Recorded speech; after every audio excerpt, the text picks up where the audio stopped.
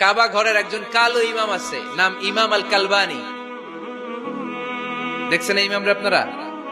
উনি লন্ডনে একটা ইন্টারভিউতে বলেছেন, আমার মায়ের বদদোয়া আমাকে কাবা ঘরের ইমাম বানিয়েছে। লন্ডনে একটা কনফারেন্সে উনি ইন্টারভিউ দিচ্ছিলেন। ওনাকে বলা হলো, কাবার সব ইমাম সাদা ইমাম, আপনি কালো মানুষ, কেমনি ইমাম হইলেন?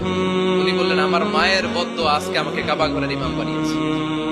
উনি বললেন, আমি ছোট্টবেলা অনেক বদের হাট দিছিলাম, আমার মতো দুষ্ট আমার এলাকায় কোনো ছেলে ছিল না।